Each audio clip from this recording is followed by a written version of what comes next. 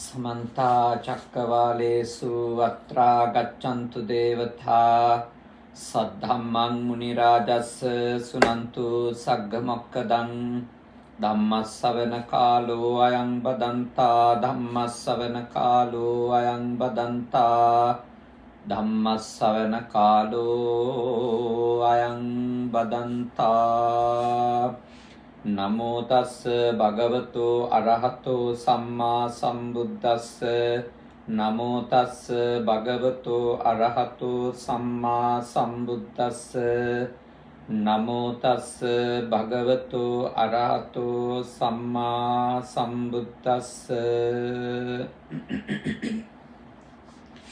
කාරුණික ශ්‍රද්ධාකාමී පින්වතුනි ඔබ හැම කෙනෙක්ම සම්බන්ධ වෙන්නේ සජීවීව බුද්ධ පුතුන් මුහුණ පොත සමග තථාගත ලෞතර බුදුහාමුදුරුවෝ අපිට උගන්වපු දහම් කරුණක් ඉගෙන ගැනීමේ ශ්‍රවණය කිරීමේ අභිලාෂය බලාපොරොත්තු ඇතුව අද පින්කම සිද්ධ කරන්නේ බොහොම තරුණ වියේදීම අවුරුදු 47ක් වැනි ආයු කාලයක් ජීවත් වෙලා පසුගිය වසරේ අගෝස්තු මාසේ හදිසියේම කොරෝනා වසංගතයට ගොදුරු වෙලා අභාවයට පත්වන්නට යෙදුන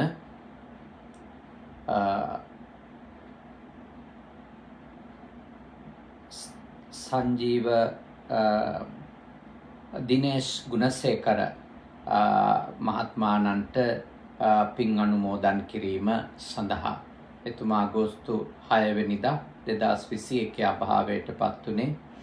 ඊට අමතරව සංජීව රත්නායක නෝන මහත්මිනියගේ පියාණන් ඒ වගේම සුසන්ත ගුණසේකර මහත්මාණන්ගේ පියාණනුත් අභාවයට පත් වෙලා තිබෙනවා. ඒ අත්තන්ට පින් අනුමෝදන් කිරීම මූලික අරමුණ අභිලාෂය කරගෙන අද දවසේදී මේ උතුම් පින්කම සිත කරන්නේ සේසෙම එම නෝනා මහත්මිනිය වන නිලංගා රත්නායක මහත්මිනියත් ඒ වගේම එම පුතණුවන්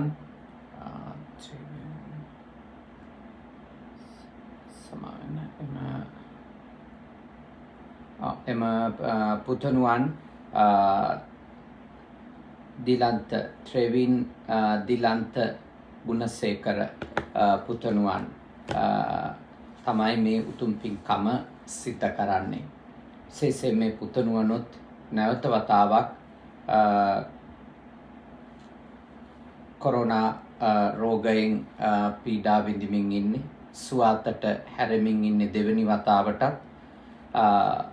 කොරෝනා රෝගයේ වැළඳීම නිසා ඒ පුතාටත් ආශිර්වාද කරමින් සුජීවත්ව සිටින මෑණින් වහන්සේලටත් සෙත් පතමින් තමයි මේ උතුම් පුණ්‍ය කර්මය මේ වෙලාවේදී සිද්ධ කරන්නේ. ඉතින් ඔබ හැම දිනාටම පුළුවන්කම තිබෙනවා මේ වෙලාවේ මේ සද්ධර්ම දේශනාවට අහුම්කම් දීලා ඔබ අත්පත් කරගන්න කුසල ශක්තිය විශේෂයෙන්ම හදිසියේම අභාවයටපත් ඒ ගුණසේකර මහත්මාණන්ට අනුමෝදන් කරන්නට ඒ වගේම ඔබ නමින් පුද්ගලිකව මිය ගිය ඥාතීන්ටත් මේ පින් අනුමෝදන් කරන්නට අවස්ථාව තිබෙනවා.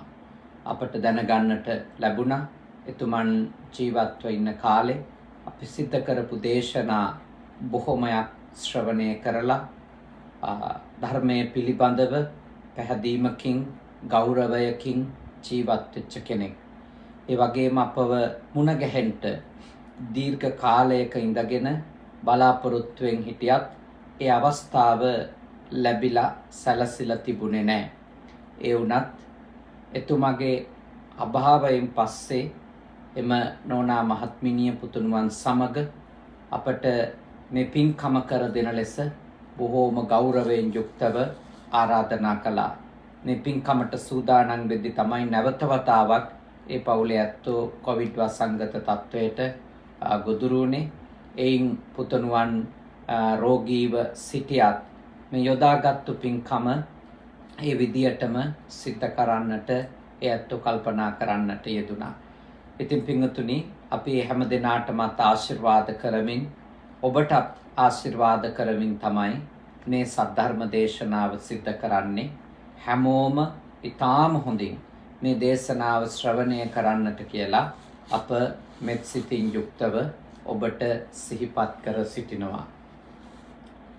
පින්වතුනි අපි අවබෝධ කරගන්නට ඕන දැන් මේ තරුණ මහත්මාණන්ගේ අභාවයෙන් එතුමා අවුරුදු 47 දී කවුරුත් නොසිතපු වෙලාවක අභාවයට පත් වෙනවා.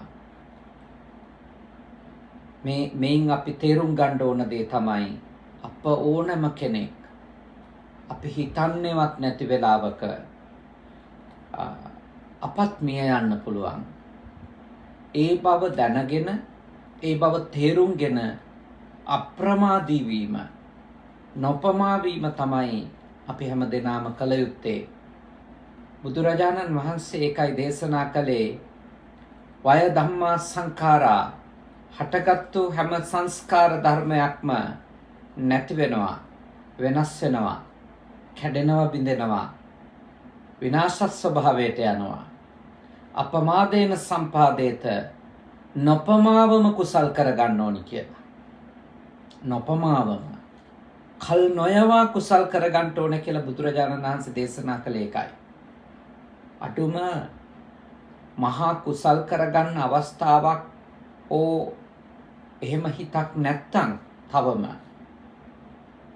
අකුසල් කරගන්න එක, පව් සිද්ධ කරගන්න එක පුළුවන් තරම් ඔබ උපරිම කැපවීමෙන් වලකින්නට ඕන, අඩු කරගන්න ඕන, පව් සිද්ධ කරගන්න එකෙන්. එයින් වලකින්න උත්සාහ කරන්න ඕන.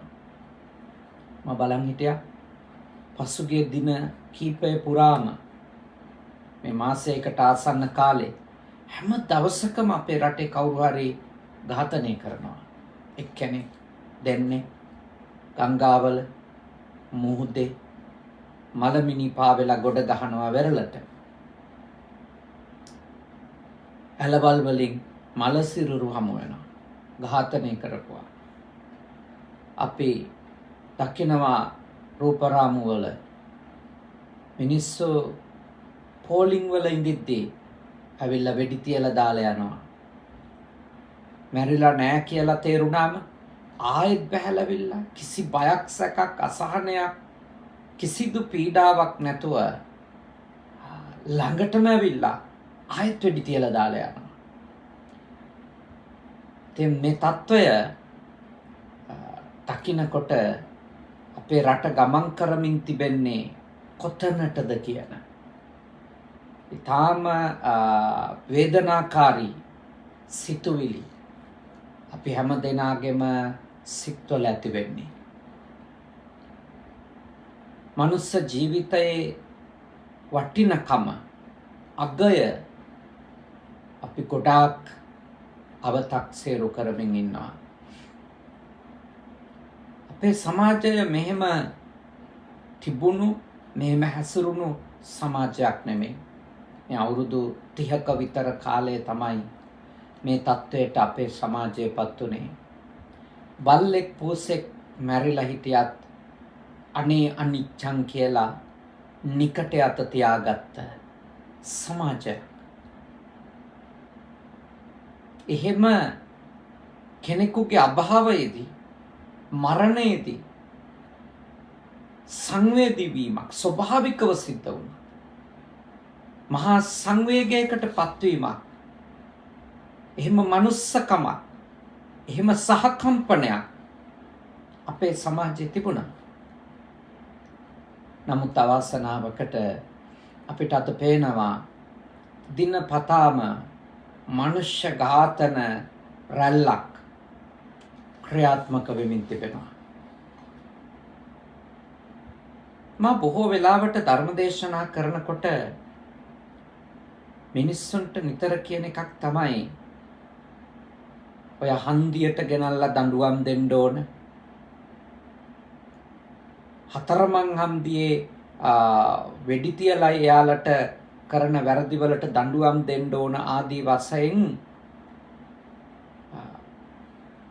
අනුවන මිනිස්සු කියන කතාවලට අප්පුඩි තලන්න යන්න එපා. ඔල්වරසම් දෙන්න යන්න එපා. ඒවට සාදු කියන්න එපා කියන එක මම නිතර දේශනාවලදී මතක් කරනවා. ඒ මොකද? එහෙම ක්‍රියාවන්ට අපි අනුබල දීමෙන් සිද්ධ වෙන්නේ මිනිස්සු නීතිය අතට ගන්න එක අපි අනුමත කිරීම. මිනිස්සුන්ට නඩු අහන්න අයිතියක් තියෙනවා කියලා වැරදි අදහසක් අපේ ඔළුවට ගමන් කිරීම. මතක තියාගන්න. දිගු කලක් මිනිස්සු ඒ කියපු කතාවල ප්‍රතිඵල තමයි ඔය එමින් තියෙන්නේ. මතක තියාගන්න ඔය කවුරු හරි ඇවිල්ලා වෙඩි තියලා ඝාතනය කරලා දිනපතා ඒ මලකඳන් ගොඩ වැඩි වෙමින් තිබෙන්නේ යර සමාජයේ බොහෝ දෙනෙක් ඇතුලෙන් පිළිගත්තු දේ, ඇතුලෙන් කැමති වෙච්ච දේ. ඔව් Tamanට වැරද්දක් වුණා නම් ඒකට අනිවාර්යෙන්ම හිංසනෙන්, නපුරෙන්, ආයුධ වලින් උත්තර දෙන්න ඕන. මේවා මේ උත්සාහවිවල, පොලිසිවල වැදගත් විදියට නඩු අහලා විසඳන්න ඕන දේවල් නෙමෙයි කියන තැනට අපේ සමාජ දිගු කාලයක් ගියා. කවුරු හරි යාළගේ නඩුව ඔය විසඳ ගන්න වැත්තේ. ඒ නිසා මා ඔබට යෝජනා කරනවා අපි සමාජයක් විදියට හිංසනයට එරෙහි විය යුතුයි. හිංසනය පිටු දැකිය යුතුයි. මේවට උල්පන්දම් තියන්න එපා. මොකද ඔබේ ගෙදර ගාවට එනකන් ඔබ දන්නේ මේවට අනුබල දීමේ තියෙන භයානකකම. ඔබට දැනෙන්නේ ඔබේ කෙනෙකුට මේ විදියට මහමග වෙඩි තියලා දැම්මම නම් ඔබ කොච්චර නරක තත්වයකටපත් වෙලාද. එතකන් මහමග නඩු අහන එක, පොලිසියෙන් ආයුධ පෙන්වන්න කියලා ගිහිල්ලා වෙඩි තියලා දාන එකවත් මම නම් අනුමත කරන්නේ නැහැ. එහෙම වෙඩි තියලා දාන්න බෑ කාටවත්. දරුණු අපරාධකරුවෙක් වෙන්න පුළුවන්. ඔව්. එයාටත් නඩු අහන්න. එයාටත් අධිකරණ ශාලාවකයි දඬුවම නියම වෙන්න ඕන. ඒ දඬුවමයි ක්‍රියාත්මක වෙන්න ඕන. මහපාරවල් වල පොලිසියෙන් වෙඩි තියලා දාද්දි, හමුදාවෙන් වෙඩි තියලා දාද්දි, වෙනත් බලගත්ු අයවලුන් විසින් වෙඩි තියලා දාද්දි ඒගොල්ලොන්ට එහෙම තමයි දඬුවම දෙන්න ඕන කියලා උඩ පනින්න එපා. මොකද ඒකම ඔය දැනට ඔබත් පිළිගන්න කරදරයක් වෙච්ච අය මරලා දාන එක හරි හොඳයි කියන එකනේ. හැබැයි ඔබ දන්නේම නැතුව ඔබ කරදරයක් විදියට දැනෙන්න ගත්තොත්, ඔබ වදයක් විදියට දැනෙන්න ගත්තොත්, ඔය විදියටම ඔබේ නඩුවත් අහන්න බැරිද? ඔය විදියටම ඔබවත් ඉවර කරලා දාන්න බැරිද ඒගොල්ලොන්ට? පුළුවන්. ඒකින්ද ඒක ත්‍රස්තවාදීන් කරත්, පාතාල කණ්ඩායම් කළත්, පොලිසිය හෝ වෙනත් ආරක්ෂකංශවල අය කරත් කාටවත් මහමග කවුරුවත් මරා දැමීමට ඔබ හා කියන්න එපා. හා කිව්වොත් ඒවා එහෙම තමයි වෙන්න ඕන, නැත්තම් ඕවා විසඳෙන වෙන ක්‍රම නැහැ කියලා හිතුවොත් ඒක తాවකාලික ආස්වාදයක්, తాවකාලික සතුටක් ගෙනල්ලා දෙයි. හැබැයි දිගු කාලේ ඉනවා ඔබ කරගන්නේ ඔබට ඇති. ඔබ වැරද්දක් කරන්න පුළුවන් යම් වෙලාවක. ඔබ යම් වෙලාවක වැරද්දක් කරන්න පුළුවන්. මම යම් වෙලාවක වැරද්දක් කරන්න පුළුවන්. අපි දන්නේ නැනේ අපි කෙලෙස් වලට වසඟ වෙන වෙලාව. අපි ආසාවකට වහල් වෙන වෙලාව අපි දන්නේ නැහැ. අපි තරහට වහල් වෙන වෙලාව අපි දන්නේ නැහැ. අපි මෝහයටපත් වෙන වෙලාව අපි දන්නේ නැහැ. අපි මොකක් හරි අනුවන අඥාන සිතුවිල්ලකට වහල් වෙලා අපේ අතින් වැරද්දක් වුණොත් ඒ වැරද්දට අපිට දඬුවමක් හම්බ වෙන්න ඕන. ඒත් ඒක හම්බ වෙන්න ඕන උසාවියක් ඇතුලේ. අධිකරණයක් ඇතුලේ. ඒ හින්දා මා ඔබට සිහිපත් කරනවා. ඔබ මේ හිංසනය කියන එක ඒක මගේ කෙනෙක්ට වුණොත් විතරක් හිංසනය ලෙස දකින, මගේ නොවන කෙනෙකුට වුණොත් හා කමක් නැහැ කියන, එහෙම නැතුව ඕව විසඳන්න බෑ කියන අයබලුම් වෙන්න එපා. මාත් තරුණ කාලේ ඕක හිතුවා.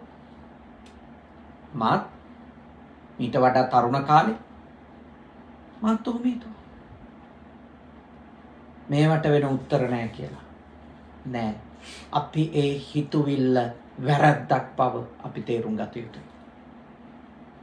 ඒ සිතුවිල්ල විසින් අපි ඒ සිතුවිල්ල කටින් වචන විදියට එළියට දාන්න අපි සමාජයට දෙනවා පණිවිඩයක්. අපි ඕන කෙනෙකුට ඕන කෙනෙක්ව ඕනම තැනකදී මරන්න අයිතියක් තියෙනවා කියලා. ඒක නීතියට එකගත් නැහැ. බුදු දහමට එකගත් නැහැ. අපේ ධර්මයක් නෙමෙයි ඒක. ඒක ලෝක සම්මත නීතියක් නෙමෙයි. එහෙනම් මනසින් ප්‍රතික්ෂේප කරමු. අන් අයට හිංසා කරන, අන් අය නසන, අන් අය මරණ ඒ චෛතසිකය මනසින් ප්‍රතික්ෂේප කරමු. ඒ ප්‍රතික්ෂේප කිරීමට අපි විවිධ ක්‍රමවලින් අපේ හිත හදාගමු. විවිධ ක්‍රමවලින්. මගෙන් සමහර අය කතා කරනකොට අහනවා, හාමුදුරනේ අඩුම තරමින් මේ ඝාතකයින්ට ඇයි හිතෙන්නේ නැත්තේ මේ මරන්නේ තමන්ගෙම පැලැන්තියේ මිනිස්සු නේද කියලා. ඇත්ත. අඩුම ඒක හිතුවා. මහා ගැඹුරු දාර්ශනික කාරණා තේරෙන්නේ නැත්තම් අඩුම කල්පනා කරොත් පාරක තොටක පයින් යන්නේ මහා ප්‍රකෝටිපතියද? මේ රටේ මහා දවන්ත ධනයක් උරුම කරගත්තු මිනිස්සුද?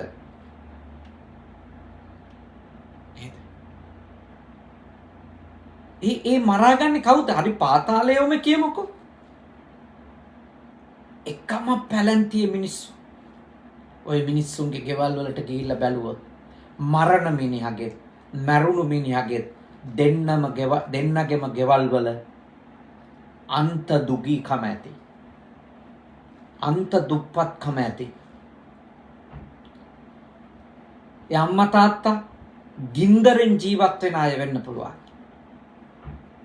කාට හරි පාවිච්චි වෙනවා. කොතනක හරි පාවිච්චි වෙනවා. එහින්දා ඔබ තේරුම් ගන්න. ඔබට යම් වෙලාවක කවුරු හෝ ඝාතනය කරන්න ඕනි කියන සිතුවිල්ලක් ආවොත් එහෙම ද්වේෂයන් එන්න පුළුවන් අපිට. අපි ඕන කෙනෙකුට එන්න පුළුවන්. ඒ වගේ ද්වේෂයන් එන්න පුළුවන්. මරන්න ඕන වෙන උත්තර නැහැ කියලා. ඒ වෙලාවට බලන්න මම මේ මරන්න යන්නේ කවුද? මේ කවුද මරන්න යන්නේ? ඒක හිතන්න. මෙනෙහි කරන්න. බුදුහාමුදුරුවෝ ජීවමාන කාලේ දෙව්රම් වෙහෙර ජේතවනාරාමේ උන්වහන්සේ වැඩ සිටියේ. උන්වහන්සේ පිඬුසිඟා වඩිනකොට උන්වහන්සේට පේනවා ළමයි ටිකක් දඬු මුගුරු ගල් මුල් අරගෙන සතෙකුට පීඩා කරනවා. බුදුහාමුදුරුවෝ එතෙන්ට වඩිනවා. වැඩම කරලා අහනවා, ළමයිනි ඔය මොකෙක්ද? ළමයි කියනවා, ස්වාමීනි මහා දව කළු නායක ලොකෝ කළු නායක මේ කළු නාගයෙක්. ඔය ණයට දඬු මුගුරු ගල් මුල් වලින් පෙළන්නේ ඇයි? බුදුරජාණන් වහන්සේ ළමයින්ගෙන් අහනවා. ළමයි කියන ඌ අපි කනවා. කෑවොත් විස පත් වෙලා අපි මැරෙනවා. ඒ නිසා මේ ණය මරන්න ඕනේ. ඒ විදියට කීවහම භාග්‍යවතුන් වහන්සේ දේශනා කළා ළමයි ගෙවල් වලට යන්න. ඔය ණයට තලන්න පෙලන්න එපා. හිංසා කරන්න එපා. ඔය ණය ළමයි කන්නේ නැතුව කැලේට යාවි. ඒ ළමයි ටික බුදුහාමුදුරුවෝ දිහා බලාගෙන හිටියලු. බුදුහාමුදුරුවෝ ඒගොල්ලොත් එක්ක කතා කළා. බුදුහාමුදුරුවෝ අහනවා ළමයිනි නුඹලගේ ඇඟට යමකින් ගහලා පෙළලා තලලා රිද්දනවට නුඹලා කැමතිද? නුඹලා කැමතිද එහෙම කරනවට? ළමයි කියනවා නෑ අපි කැමති නෑ කියලා. එතකොට භාග්‍යවතුන් වහන්සේ අහනවා ඒ ඇයි? ඇයි නුඹලා කැමති නැත්තේ එහෙම? නුඹලට ගහනවට, නුඹලට තලනවට, පෙළනවට, හිංසා කරනවට මොකද කැමති නැත්තේ? එතකොට ළමයි කියනවා අපට වේදනා ඇති වෙනවා. කවුරු හරි ගැහුවොත්, කවුරු හරි තලන්න පෙළන්න ආවොත් ඒක අපිට දුකක්. බුදුරජාණන් වහන්සේ දේශනා කරනවා නුඹලා වේදනාව විඳින්නට කැමති නෑ. දුක් විඳින්නට කැමති නෑ. මේ සතත් වේදනාව විඳින්න කැමති නෑ. දුක් විඳින්න කැමතිත් නෑ. ඒ නිසා නුඹලා වගේම අනික් හැම සතෙක්ගෙම බලාපොරොත්තුව සැපය. නුඹලත් සැපය බලාපොරොත්තු වෙනවා. අනිත් සත්තුත් සැපය තමයි බලාපොරොත්තු වෙන්නේ. ඒ හින්දා නුඹලට කරන්නවට අකමැති දේවල් නුඹලා කාටවත් කරන්න එපා. භාග්‍යවතුන් වහන්සේ ළමයින්ට අවවාද කළා. ඒ ළමයි මඟ පෙන්වීම අහලා සෝතාපන්න වුණා කියලා බණ පොතේ සඳහන් වෙනවා. සුඛකාමානි භූතානි යෝ දණ්ඩේන න හිංසති අත්තනෝ සුඛමේසානෝ පෙච්චසෝ ලබතේ සුඛං. යම්කිසි කෙනෙක් සැප කැමති කෙනෙක්, සැප කැමති සත්වයෙක් දඬුවමින් හිංසා කරන්නේ නැත්තම්, පීඩා කරන්නේ නැත්තම්, එවැනි තැලීම් පෙලීම් නැසීම් නොකරන කෙනා එයත් සැප විඳිනවා කියලා. ඔබත් කැමති නම් සැප විඳින්න. ඔබ කාටවත් හිංසා කරන්න එපා. පහර දෙන්න එපා.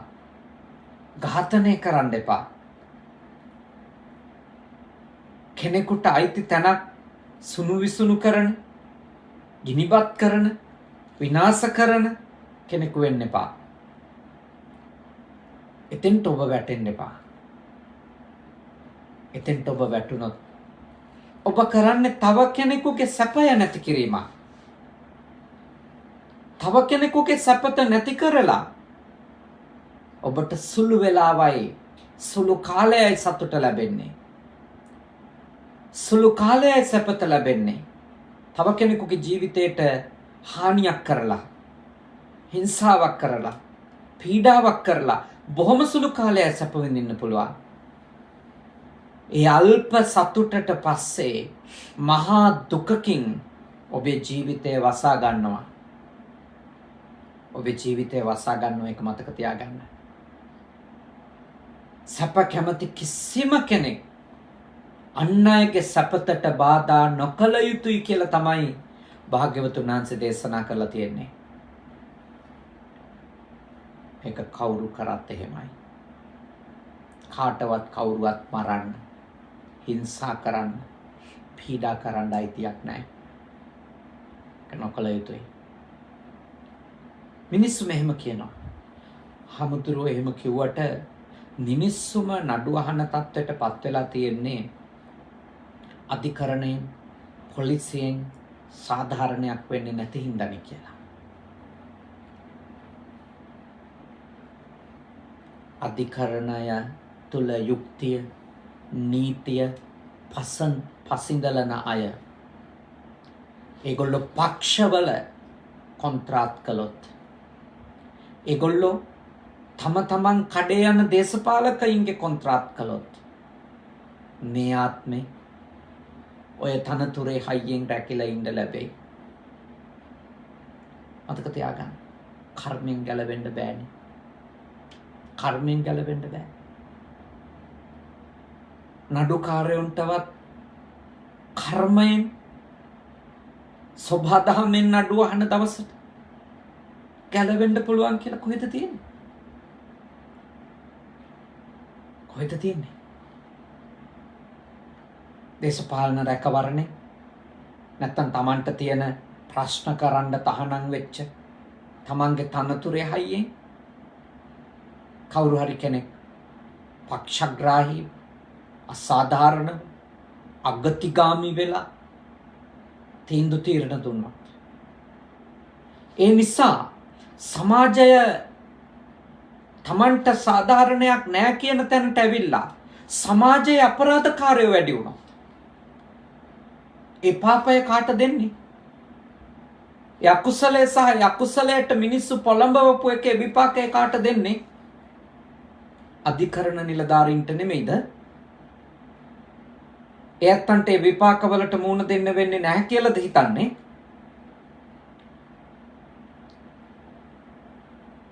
කර්මික සෙල්ලම් කරන්න එපා. කාරි භයානකයි.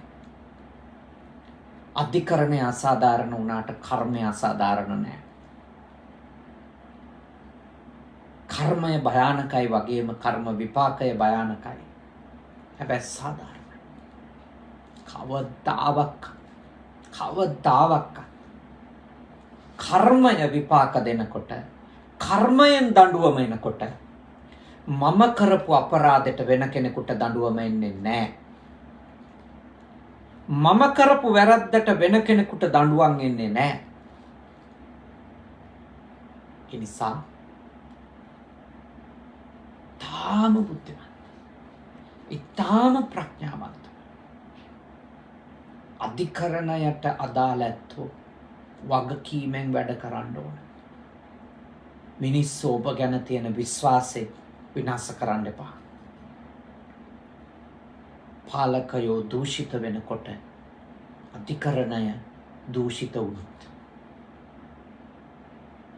පාලකයින්ගෙන් සාධාරණය නැතිකොට අධිකරණයෙන් සාධාරණය අහිමි වුණොත් මිනිස්සුන්ට ඒ රට මොන වගේ රටක් වෙයිද? රටක් ආරක්ෂා කරගන්න ස්ථාන 3ක් තියෙනවානේ අපේ රටේ නම් විධායකය, විවස්ථාදායකය, අධිකරණය. එතකොට දෙපළක් පිරිහුණොත් අපි කියමුකෝ විධායක, විවස්ථාදායක පිරිහුණොත් අධිකරණය හෝ ඉතුරු වුණොත් මතක තියාගන්න මිනිස්සුන්ට යුක්තියක්, මිනිස්සුන්ට සාධාරණයක් ඉෂ්ට වේවි. එතකොට මිනිස්සු විශ්වාස කරાવી අපි වැරදි කරන්න හොඳ නැහැ, අපි කර්ම කරන්න හොඳ නැහැ, අපි වැරදි කරන්නේ නැතුව අපිට යුක්තිය ඉල්ලගමු කියලා. ඒ නිසා මේ පැත්ත ගැන හිතන්න කියලා මං ඒ නිලධාරී ඇත්තන්ගෙන් කරුණාවෙන් ඉල්ලා සිටිනවා. නඩුකාරතුමන්ලගෙන් වෙනත් ඒ අධිකරණයට අදාළව කටයුතු කරන ඇත්තන්ගෙන් යුක්තිය විදියට පස්සින්දලන්න. ඒ සාධාරණය මිනිස්සුන්ට දෙන්න. එතකොට මිනිස්සු අපරාධකාරයෝ නොවි තමන්ට වෙන අපරාධයට, තමන්ට වෙන කරදරයට ඔබ ගාවට එයි. ඔබ සාධාරණයි කියලා තේරුණොත්. මොකද බණ වලින් විතරක් සමාජයක් හදන්න පුළුවන් නම් භාග්‍යවතුන් වහන්සේ නම් දේශනා කරනවනේ කොසල් රජුට ඔබතුමාගේ නීති ඔක්කොම අයින් කළා දාන්න මම බණ දේශනා කරනවනේ ඒ හොඳටම ඇති කියලා. නෑ බණ වලින් විතරක් සමාජය හැදෙන්නේ නෑ. ධර්මය තියෙන්නේ ප්‍රඥාවන්ත මිනිස්සුන්ට. ප්‍රඥාවන්ත මිනිස්සු ධර්මය අහලා ඒ ධර්මය අවබෝධ කරගෙන තමන්ගේ ජීවිත කොහොමද යහපත් කරගන්නවා. ඒ ධර්ම කරුණක් තේරෙන්නේ නැති මිනිස්සුන්ට එවැනි නුවණක් එවැනි අවබෝධයක් නැති මිනිස්සුන්ට පොදුවේ දහම පිළිගන්න ඇත්තෝ ඉන්නවා, පිළිනොගන්න ඇත්තෝ ඉන්නවා. කර්මය පිළිගන්න ඇත්තෝ ඉන්නවා, කර්ම විපාකය පිළිගන්න ඇත්තෝ සහ පිළිනොගන්න ඇත්තෝ කියලා කණ්ඩායම් දෙකක් ඉන්නවා. කර්මයයි කර්ම විපාකයයි පිළිගන්න පිරිසට, කර්මයයි කර්ම විපාකයයි නොපිළිගන්න පිරිසට හොඳ නරක මෙලව පරලොව සතර අපාය පිළිගන්න පිළිනොගන්න නේ සියලු දෙනාටම එකඟ වෙන්න පුළුවන් තැන මොකක්ද? නීතිය. ඒකට රටක නීතියක් තියෙන්නේ. ඒකනේ භාග්‍යවතුන් වහන්සේ මේ අපිටත් දේශනා කළේ. නුඹලා යම් රටකට, නුඹලා යම් ජනපදයකට වැඩම කරොත් ඒ රටේ නීතියට අනුගත විය යුතුයි. රාජානං අනුවත්තිතුම්. ක්‍රිස්තු පූර්ව 6 වන සියවසේ නීතිය උනේ රජුරුවනේ. රජුට අනුගත විය යුතුයි. ඒක ඒ රටේ නීතියට අනුගත විය යුතුයි. එතකොට අපේ පුද්ගලික ආගමික විශ්වාස ඒ සියල්ල අපි නීතිය කියන පොදු කාරණාවට ආවට පස්සේ අපේ වෙනත් ආගමික විශ්වාස මුල් කරගෙන කටයුතු කරන්නේ දඟලන්නේ නැහැ. ඒ නිසා ඔබ හොඳට අවබෝධ කරගන්න ඕනේ. හොඳට තේරුම් ගන්න ඕනේ. මේ යහපත කියන එක සමාජය තුළ ගොඩනංවන්න නම් නීතියක් අවශ්‍යයි. කර්මය කර්ම විපාකය පිළිගන්න පිරිසක් වගේම නීතිය යුක්තිය පිළිගන්න සාධාරණය පිළිගන්න පිරිසකුත් මේ සමාජය අවශ්‍ය වෙනවා. නිසා අපේ කොටස කරනවා මේ සමාජය යහපත් කරගන්න. හැම තැනකම ඉන්න දේශපාලඥයෝ, පොලිසිය, හමුදාව, ඒ වගේම අධිකරණයට අදාළ සියලු දෙනා අපේ රට යහපත් තැනක් බවට පත් කරන්න කටයුතු කළ යුතුයි. මතක තියාගන්න. මේ දේශනා සමහර විට පාතාල කණ්ඩායම් වලට සම්බන්ධ අය සමහර විට අහනවා ඇති. ඔබ අහනවන මම ඔබට සිහිපත් කරනවා. ඔබ කරන්නේ වැරද්දක්. ඔබ ඒක තේරුම් ගන්න කියලා. ඔබ කාගේවත් ඉගැන්වීමකට තව මිනිස්සෙක් මරන්න යන්න එපා. ඔබ වගේම ගොඩක් දුර්ලභ මනුස්සාත්මයක් එයත් ලබාගෙන තියෙන්නේ. එයා වගේම ඔබටත් ලැබිලා තියෙන දුර්ලභ මනුස්සාත්මයක්. ඔබ කොච්චර අපරාධකාරයෙක් වුණත්, ඔබ දැනට කී දෙනෙක් මරලා තිබුණත්, ඔබ මැරිච්ච දවසට ඔබේ අම්මා අඬන්නේ නැද්ද? ඔබේ තාත්තා වැළපෙන්නේ නැද්ද? ඔබේ දරුවෝ විඳවන්නේ නැද්ද? ඔබේ යාළුවෝ මිත්‍රයෝ අඬන්නේ වැළපෙන්නේ නැද්ද? ඒ වගේමයි ඔබ අතින් මිය යන කෙනාටත් අම්මෙක් ඉන්නවා, තාත්තෙක් ඉන්නවා. එයා ඔබට බැනලා ඇති. තැන් තැන්වල ඔබ විවේචනය කරලා ඇති. සමහර විට ඔබේ යාළුවෙක් එක්ක ගැටිලා ඇති. ඔබට අයිති දෙයක් අරගෙන ඇති. ඒත් එවැනි ආයුධ ගත්තු කණ්ඩායම් වල අය කවුරු හරි මේ දේශනාව අහනව නම් මා ඉල්ලා සිටිනවා, ළමයි ඕගොල්ලෝ ඔය වැඩේ කරන්න එපා. ඕගොල්ලෝ අපේ රට අරන් යන තැන හොඳ නැහැ.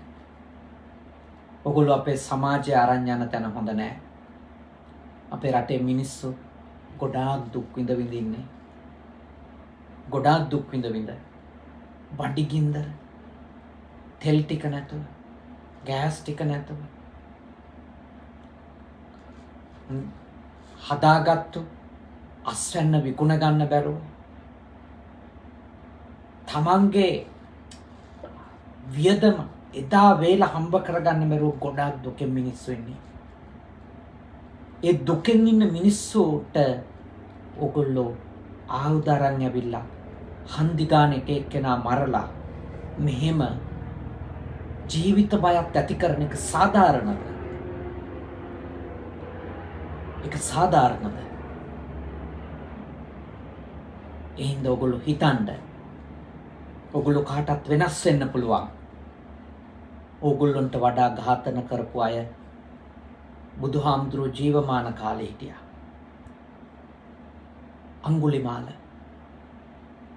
ඔහු දහසකට වැඩි අය මරලා තිබුණා. මුලින් මරපු කාගේවත් ඇඟිලියා බෙල්ලේ මාලයක් විදියට එල්ලගත්තේ නේ. එයා මුලින් මරපු අයගේ ඇඟිලි හැංගුවා. අන්තිමට ඇඟිලි සත්තු කාලා දැම්මා. දැන් මෙයාට තේරුණා මේ විදියට ගියොත් මගේ ඇඟිලි 1000 සම්පූර්ණ කරගන්න වෙන්නේ. අන්තිමට තමයි යා තීරණය කළේ මරණ කෙනාගෙන් එක ඇඟිල්ලක් කපලා ගැට ගහලා කරේ දා ගන්න ඕන. ඇඟිලි මාලයක් වගේ දාගත්තු නිසා තමයි යාට අඟුලිමාල කිව්වේ. ඒ 1000කට වැඩිය මරපු මිනිස්සෙක්. හැබැයි යා එක තැනකදී තේරුම් ගත්තා මං කරන්නේ වැරද්දක් කියලා. මං කරන්නේ වැරද්දක් කියලා තේරුම් ගත්තා. ඔගොල්ලොන්ට ඒක පුළුවන් තේරුම් ගන්න. මං තාම කල්පනා කරනවා මගේ ඇස් ඉදිරිපිට නැවෙනවා අර වාහනේ ගාව ඉඳපු මිනිස්සයාට වෙඩි තියුවා. ඔක්කොම දිව්වා. ඒ මිනිහා ඇදී මේ මිනිස්සයා ඇදී යනකොට ආයෙත් ළඟට ඇවිල්ලා වෙඩි තියලා ගියා. ඒ වෙඩි තියපු ළමයාගෙන් කොයි පහරි මේ බණ ඇහෙනවා නම් ඔයාට ඔයාගේ හදවතින් අහන්න ඔයා ඒක කරේ කොහොමද කියලා. ඒක කරලා ඔයාට මොනවද ලැබෙන්නේ? සල්ලි ටිකක් උපරිම ලක්ෂ 5ක් 10ක් 20ක් ලබා දෙයි. මීට අවුරුදු 20කට කලින් ලක්ෂ 20ක් කියන්නේ ලංකාවේ කෝටි 2ක් විතර වටිනවා. අද ලක්ෂ 20ක් මොනවද කරන්න පුළුවන්? ඔබ කරගත්තු අකුසලේ, ඔබට කරගත්තු අපරාධේ. ඒ මිනිස්සයා කර්මයක් ගෙව්වා. ඔබේ මරුන් කාපු කෙනා. එයා හොඳ මිනිහෙක්ද නරක මිනිහෙක්ද මම දන්නේ නැහැ. හැබැයි එයා කර්මයක් ගෙව්වා. ඔබ තව කී වතාවක් මේ සසරේ ඔය විදියටම දුක් විඳින්න කොච්චර ලොකු කර්මයක්ද ඔබ රැස් කරගන්නේ? මතක තියාගන්න. දැන් හරි වෙනස් වෙන්න පුළුවන් බව. බුදුදහම එහෙම සදාකාලික අපරාධකාරයෝ කියලා කවුරුත් නම් කළා නැහැ. ඕනම අපරාධයක් කරන කෙනෙකුට අද මේ මොහොතේ සිට වෙනස් වීමේ හැකියාව තිබෙන බව, අවස්ථාව තිබෙන බව භාග්‍යවතුන් වහන්සේ දේශනා කළා. යෝච පුබ්බේ පමජ්ජිත්වා, යම් කිසි කෙනෙක් මුලින් ප්‍රමාද වෙලා, මුලින් වැරදි කළා, මුලින් අපරාධ කරලා, මේ අඟුලිමාලට කියපු ගාථාව, මුලින් අපරාධ කරලා පච්චාසෝ නප්පමජ්ජති, පස්සේ ඔහු නොපමා වුණොත්, නිවැරදි වුණොත්, සෝ ඉමං ලෝකං පබාසේති, ඔහු මේ ලෝකය බබලවනවා. ඔහු මේ ලෝකය බබලනවා. කොයි වගේද? අබ්බාමුත්තෝව චන්දිමා, වලාකුළු වලින් නිදහස් වෙච්ච හඳක් වගේ. ඔබ දැනට පුංචිව අපරාධයක් කරලා තියෙනවා නම්, බරපතල අපරාධයක් හරි කරලා තියෙනවා නම්, ඒක එතනින් ඉවර කරන්න. ඒක එතනින් නවත්ත ගන්න. එතනින් එහාට ඔබේ ඒ අපරාධකාරී හැසිරීම් වලට, ඒ චර්යාවන් වලට ඉස්සරහට යන්න දෙන්න එපා. එවැනි හැසිරීමකට ඔබට කවුරු හෝ කතා කරනකොට ඔබ ඒ මග අරින්න. ඔබට කෙනෙක්ව ඝාතනය කරන්න කතා කරන කිසිවෙකු ඔබේ මිත්‍රයෙක් නෙමෙයි. ඔබේ යහළුවෙක් නෙමෙයි. ඒ ඔබගේ මුළු පවුලෙම, ඔබට දරුවෝ ඉන්නවනම්, ඔබට පෙම්වතියක් ඉන්නවනම්, ඔබට අම්මෙක් ඉන්නවනම්, ඔබට තාත්තෙක් ඉන්නවනම්, ඒ හැම දෙනාගේම ඇහැට කඳුළු පුරවන්න එන මිනිස්සෙක්. ඔබට ආයුධයක් දෙන්න කතා කරන අය. ඔබට අපරාධයකට ඔබව යොමු කරන්න අඬ ගහන අය.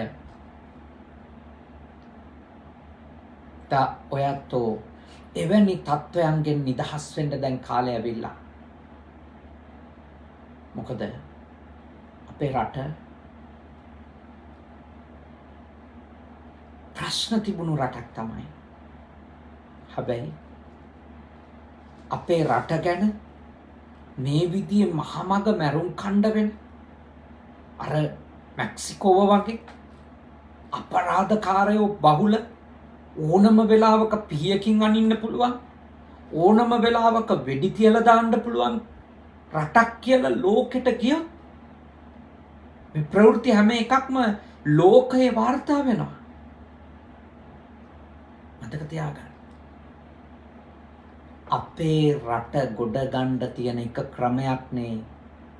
ජාත්‍යන්තරයේ වෙනත් ලෝකයේ ඉන්න මිනිස්සු අපේ රටට එන එක. අනාරක්ෂිත රටකට කවුද එන්න කැමති? කවුද එන්න කැමති? ඔබ ඔබේ තරහක් පිරිමහ ගනිද්දී මතක තියාගන්න. ඔබ ඔබේ තරහක් පිරිමහ ගනිද්දී ඔබ මුළු රටක්ම අනතුරට දාන බව. ඔබේ ලංකා මාතාවත් ඔබ කෙලෙසා දාන බව.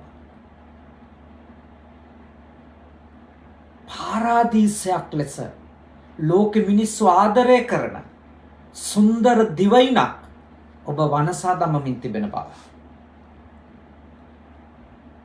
පාතාලයේ මැරයින්ගේ, කුඩු මුදලාලිලගේ, මත්ද්‍රව්‍ය ජාවාරංකාරයින්ගේ භූමියක් බවට අපේ රට පත් කරන්නට ඔබ මැදිහත් වෙන්න එපා. ඒක අපරාධයක්. ඒක ඔබට කරගන්න අපරාධයක්. ඔබ ඔබේ මව් රටට කරන අපරාධයක්. ඔබේ පවුලට කරන අපරාධයක්. ඒක නොකළ යුතුයි. අපේ රට ඉස්සරහට ගෙනියන්න නම් එවැනි අපරාධකාරී ක්‍රියා සමාජයක් ලෙස අපි පිටු දැකිය යුතුම වෙනවා. සබ්බේ තසන්ති දණ්ඩස්ස සබ්බේ භායන්ති මච්චුනෝ අත්තානං උපමං කତ୍වා නහනෙය්‍ය නඝාතයේ. සියලුම සත්වයෝ ජීවත් වෙන්න තමයි කැමති. සියලුම සත්වයෝ ජීවත් වෙන්න කැමති. කිසිම කෙනෙක් මැරෙන්න කැමති නැහැ. එක දවසක් හරි වැඩිපුර ඉන්නයි කැමති. සියලු දෙනා තමන්ට දඬුවමක්, හිංසාවක්, පීඩාවක් එනවා කියලා හිතන කොටත් ඇති ගන්නවා. මම මරයි කියලා හිතන කොටත් ඇති ගන්නවා. බය වෙනවා. ඒක අපි තේරුම් අරන් වැඩ කරන්න ඕන. අපි කවදාවත් ඒ ජීවිත බය, ඒ මරණ බය කුරා කූඹියෙකුටවත් අපි නිසා දෙන්න හොඳ නැහැ. ඒ බය අපි ඇති කරන්න හොඳ නැහැ. ඒක ආරක්ෂක අංශවලටත් වගකීමක් විදියට තියෙනවා. ඔබ මොන වැරද්දට මිනිස්සුන්ට දඬුවම් කළත් නෛතික දඬුවම් කරන්න. පාරවල් වලදී වෑන් වලින් පැහැරගෙන යන්න ඒව කරන්න එපා. මේ රටවල් වල ඒව කතා කරනවා. මේ රටවල් වල මේ ප්‍රශ්න කතා කරනවා. මේ රටවල් වල ජනතාව යුරෝපේ මේ මා වැඩ ඉන්න ජපානයේ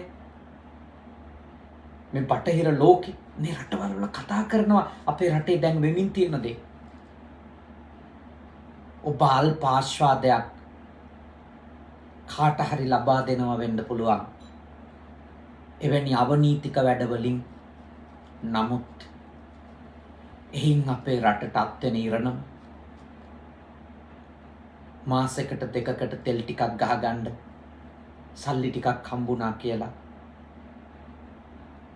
ගෑස් ටිකක් හම්බුණා කියලා ණයකින් අපි උදම්මනලා අපි අවනීතික වුණොත්, නීතියෙන් පිට ගිහිල්ලා වැඩ කරොත් මහජනයා හෝ පාලකයෝ දෙගොල්ලම අපි විනාශ වෙනවා. ඊළඟ පහර අපිට ලෝකෙන් වදින්නේ. එතෙන්දී අපේ මිනිස්සුන්ට ගැලවෙන්නම බැරි වෙයි. ඒ අතරේ නැවත වතාවක් වසංගතය හිස ඔසවමින් තියෙනවා. එක වසංගතයක් විතරක් නෙමෙයි. අර තවත් අලුත් වසංගතයක්, මංකි පොක්ස් කියනනේ අලුත් වසංගතයකුත් අපේ රටට හිමින් ළඟා වෙමින් තියෙනවා. ඉන්දියාවටම ඇවිල්ලා ඉවරයි.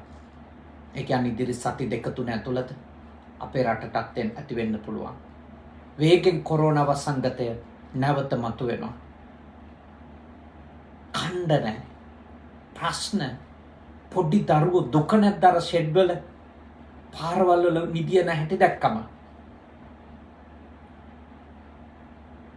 කාන්තාව දරුවා කුසේ තියාගෙන තෙල් පෝලිං වල දුක් විඳින හැටි දැක්කම දුක නැද්ද? ඒ මිනිස්සු ගැන හිතනවා නම් රට තුළ අවනීතික බව වෙනුවට නීතිය බලවත් විය යුතුයි. මහජනයාගේ පැත්තෙනුත් පාලකයින්ගේ සහ ආරක්ෂකංශ පැත්තෙනුත් කරන හැම වැරද්දක්ම පිරිහීමේ මහා ගොනුවට එකතු වෙනවා මේ ලෝක වශයෙන්. පරලෝක වශයෙන් අකුසල කර්ම සමුදායට ඒ අකුසල කර්ම රැස තව තවත් මහත් වෙන්න, තව තවත් බලවත් වෙන්න, දරුණු විපාක එන අකුසල කර්ම බවට ඒවපත් වෙන්න හේතු වෙනවා. ඒ නිසා අපි තාම බුද්ධිමත් කටයුතු කළ යුතු කාල සමයක් ලැබිලා කියලා මා හිතනවා අපේ රටතම. අපිට මතකයි අපි පොඩි කාලේ අපේ ගෙවල් වල ගෑස් වලින් හෝ කරන්ට් එකෙන් උයපු ගෙවල් නෙමෙයිනේ. අපේ ගෙවල් වල දර වලින් හනසු මටලු කෑලි, හනසු කොළපු පොල් ගහෙන් හදාගත් අමුද්‍රව්‍ය වලින් තමයි කැම බීම යුවේ. අපිට මතකයි අපි පොඩි කාලේ දැක්කේ අපේ අත්තම්මලා ලිපට දර කෑල්ල දාන්න කලින්, කොළපු කෑල්ල මට්ටුළු කෑල්ල දාන්න කලින් ඒක ගැස්සුවා. එයි ඒ වයින් කූම්බියෙක්වත් හිතා මතා මරන්න හොඳ නෑ කියලා. මැරෙන එක නවත්තන්න බැරි වුණාට හිතාමතා මරන්න හොඳ නෑ කියලා අපේ පැරණි මිනිස්සු වග වුණා එකට. අනුන්ගේ ජීවිතය වෙනුවෙන්, අනෙක් සතාගේ ජීවිතය වෙනුවෙන් වග වුණා. ඒ වගවීම අපි ඇති කරගන්න ඕන දැන්. ඒ විතරකුත් නෙමෙයි. කවදාවත් අල ටිකක්, ධාන්‍ය වර්ගයක්, තම්බපු වතුර ටික කාණුවට හැලුවේ නෑ උණුවෙන්. ඒවා වෙන් කළා. ඒවා නිමෙන් නැරියා. නිමුණට පස්සේ තමයි ඉඳුල් වතුර දාන තැනට හරි ඒ වතුර ටික දැම්මේ. උණු වතුර හැලුවේ නැහැ කානුවට. ඒව නිමෙන් නැරලා වක් කරන්නේ. එයි දැන දැන සතෙකුගේ ජීවිතය විනාශ කිරීම වැරද්දක් කියන එක බරපතල විදියට ඒ වරදකාරී භවයේ වගකීම අපේ සමාජය අරගෙන තිබුණු යුගයක් තිබුණා. අන්තිමටම අපේ ළමා කාලයේ අපි දැක්කා. කාගේවත් ජීවිතය ගැන හිතන්නේ නැති, කාගේවත් ආරක්ෂාව ගැන හිතන්නේ නැති සමාජය නිර්මාණය වෙන්න ගත්තා 80 දශකයේ අගභාගය වෙනකොට. අද ඒක වෙනස් මුහුණුවරින් එනවා මිසක මිනිස්සුන්ගේ යහපත් වීම කියන එක අපි දකින්නේ බොහොම හිමින්. ඒත් අපි ඒ යහපත් බව වෙනුවෙන් කරන කැපවීම, මැදිහත් වීම, ඒ යහපත් බවේ වටිනකම වෙනුවෙන් සිදු කරන මඟ පෙන්වීම අපි අත් නොහැර කළ යුතුයි. මොන්න අභියෝගේ මැද වුණත්, මොන්න සමාජ තත්ත්වයේ මැද වුණත් යහපත් බව වෙනුවෙන් තව කෙනෙකුට ජීවත් වෙන්න තියෙන අයිතිය වෙනුවෙන් කාගෙන්වත් පාරවල් ගානේ මැරුම් කණ්ඩ කිසිම ආකාරයකට මිනිහෙකුට හේතුවක් නැති කිරීම වෙනුවෙන් අපි සියලු දෙනාම අපේ සමාජය දැනුවත් කළ යුතුයි. මොකද මේ අපරාධ රැල්ල නැවැත්විය යුතුයි. මේක මෙහෙම වුණොත් අපි විනාශ වෙනවා. රටක් විදියට අන්තස්සරණ තත්ත්වයටපත් වෙයි. ලොකු දුරක් හිතලා කියන්නේ මේ මොහොත හිතලා නෙමෙයි. ලොකු දුරක් හිතලා. ඉන්සා බුද්ධිමත් කල්පනා කරන්න. අපි බුදුහාමුදුරුවෝ සරණ ගියපු මිනිස්සු. අපි උන්වහන්සේගේ ධර්මය අනුගමනය කරනවා කියලා, ධම්මං සරණං ගච්ඡාමි කියලා උදේට අත් දෙක එකතු කරලා බුදුහාමුදුරුවෝ ගාව කියන අය. ඊටාම අවිහිංසක ජීවිත ගත කරපු ඒ මහරහතන් වහන්සේලා සරණ ගිහිල්ලා ඒ උත්තමයන්ගේ ජීවිත දිහා බලාගෙන අපි හැදෙනවා, අපි වෙනස් වෙනවා කියලා, සංඝං සරණං ගච්ඡාමි කියලා අපි ඒ තුනුරුවන් සරණ ගියපු බෞද්ධයෝ විදියට, මිනිස්සු විදියට, එවැනි තිසරණය සරණ යන රටක ජීවත් වෙන කතෝලිකයෝ, ඉස්ලාම් භක්තිකයෝ විදියට, හින්දු භක්තිකයෝ විදියට ඔබ හැම කෙනෙකුගේම වගකීම තමයි මෙවැනි ඝාතන වලට කිසිදු ඉඩක් ඔබේ පැත්තෙන් සලස්සන්නේ නැති එක, උදව් නොකිරීම, අනුබල නොදීම සහ ඔබ එවැනි අපරාධකරුවෙක් නොවී ජීවත් වීම. ඒක අතිශයින්ම වැදගත්. ඒ නිසා අද දේශනාවේදී ඇත්තටම අපේ මේ මියගිය මැතිතුමාට පින්පෙත් අනුමෝදන් කරන්නට මේ දේශනාව සිදු කරද්දී මගේ අපේක්ෂාව උනේම දිනේෂ් ගුණසේකර මැතිතුමාට පින් දීමත් එක්කම එතුමට වඩාත් පින් සිද්ධ වෙන්න අපේ රටේ මේ සිද්ධ වෙන දෙය දෙස ධර්මානුකූලව බලලා නැවත වතාවක් ප්‍රඥාවන්තව බලන්න කියන මඟ පෙන්වීම ඔබට සිද්ධ කරන්න හැම පැත්තකටම වගකීම තියෙනවා. ඒ නිසා හෝරාවකට ආසන්න කාලයක් ඔබ හොඳින් මේ දේශනාව වහුම්කම් දුන්නා. මම ඉල්ලා සිටිනවා හැම කෙනෙක්ම මේ දේශනාව ඔබේ මුහුණු පොතේ ෂෙයා කරන්න. නැත්තම් හෙට උදේට මේ දේශනාව බුද්ධ පුතුන් YouTube නාලිකාවට ඇතුල් වෙනවා. ඒ YouTube නාලිකාවෙන් තව කෙනෙකුට අහන්න මේ දේශනාව ෂෙයා කරන්න.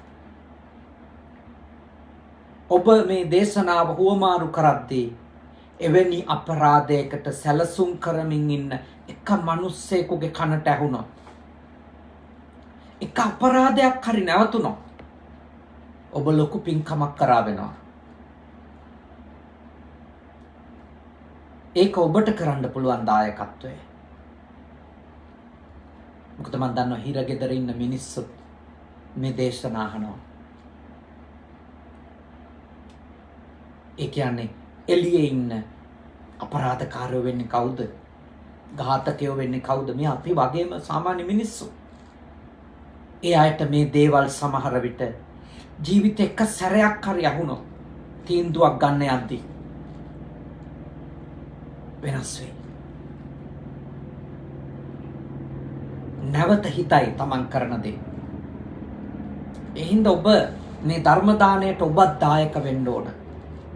ඒක තමයි ගුණසේකර මහත්මාණන්ට පින් සිද්ධ වෙන උතුම්ම දෙයක් වන්නේ. නිසා ශ්‍රද්ධාවෙන් යුක්තව මේ සද්ධර්ම දේශනාවට අහුම්කම් දීමෙන් රැස්වුණු සියලුම පින් කුසල් මිට වසරකට පෙර අවුරුදු 47ක් ආයුෂ භුක්ති විඳලා අභාවයට පත්වන්නට යෙදුන දිනේෂ් ගුණසේකර මහත්මයාට නිලංගා රත්නායක මහත්මියගේ ආදරණීය ස්වාමියාට එකම පුතණුවන් ත්‍රවින් දිලන්ත ගුණසේකර පුතාගේ ආදරණීය තාත්තට ඊට අමතරව මිය ගියපු සියලා දෙන්නට මේ පින් අත් වේවා. බණහපු ඔබේ නමින් මිය ගිය සියලු දෙනාටත් මේ පින් අත් වේවා.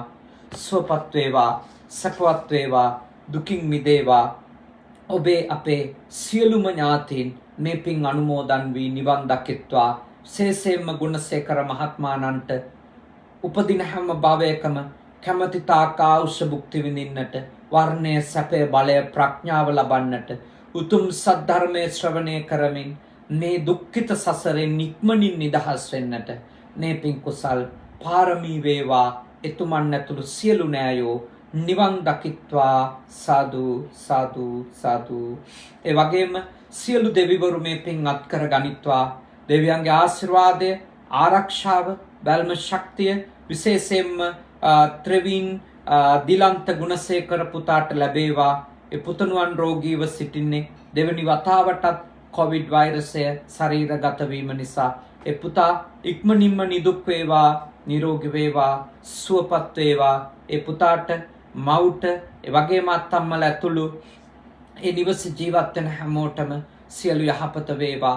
මේ වසංගත තත්වයෙන් පීඩා විඳින ලංකාවාසී ලෝකවාසී සියලු දෙනාටත් සියලුම ආකාරයෙන් ආරක්ෂාව, නිදුක් නිරෝගී බව, සුවපත් බව සැලසේවා. ඔබ හැම දෙනාගේම ජීවිත ආරක්ෂා වේවා. පූජනීය හුරුළුනිකව වෙසුදම්ම ස්වාමීන්ද්‍රයාණන් වහන්සේ කනගවා සුගත භාවනා මධ්‍යස්ථානයේ පූජ්‍ය සුගත සේනාසනයේ සේනාසනාධිපතින් වහන්සේ උන්වහන්සේටත් ඒ වගේම පූජනීය සේනාසනාධිකාරී අම්පිටිය සද්ධාවාස සායන් වහන්සේ ඒ වගේම සේනාසනයේ වැඩ සිටින අතිපල්ලාවල නන්දසාර පඬිත හාමුදුරුවන් වහන්සේ ඇතුළු කොට මහා සංඝරත්නය බොහෝ ස්වාමින් වහන්සේලා ධර්ම දේශනාව ශ්‍රවණය කළා. ඔබ වහන්සේලා හැම දෙනාටත් අප හැම දෙනාටත් සියලු දෙවියන්ගේ ආශිර්වාදයෙන් යහපතක් වේවා, සිතක් ශාන්තියක් වේවා. දෙවියෝ අප ආරක්ෂා කරත්වා. උතුම් දෙවිවරුද නිවන් දකිත්වා. සාදු සාදු සාදු. අවසාන වශයෙන් ඔබ අප හැම දෙනාට මියගිය සියලුම ඥාතීන්ට අභාවයටපත් ඒ ගුණසේකර මහත්මාණන් ඇතුළු කොට සියලුම මියගිය ඥාතීන්ට මේ පින් අත්වීමෙන් සුවපත් බව, සැපවත් බව උදා වේවා. මේ සසර ගමනේ හැම භවයකම සත්පුරුෂ කල්යාණ මිත්‍ර අසුර ලැබේවා. ඉක්මන් භවයකදී නිවන් දකින්නට අද කරගත් පින් කුසල්ද පාරමී වේවා. සාදු සාදු සාදු. ආකාසට්ටා ච බුම්මට්ටා දේවා නාග මහිත්‍තිකා පුඤ්ඤන්තං අනුමෝදිත්වා චිරං රක්칸තු ශාසනං. ආකාසට්ටා ච බුම්මට්ටා දේවා නාග මහිත්‍තිකා පුඤ්ඤන්තං අනුමෝදිත්වා චිරං රක්칸තු දේශනං. ආකාසට්ටා ච බුම්මට්ටා දේවා නාග මහිත්‍තිකා පුඤ්ඤන්තං අනුමෝදිත්වා චිරං රක්칸තු මම් පරන්ති තී. ඔබ හැම දෙනාම නිදුක් වෙත්වා, නිරෝගී වෙත්වා, සුවපත් වෙත්වා. සාදු සාදු සාදු.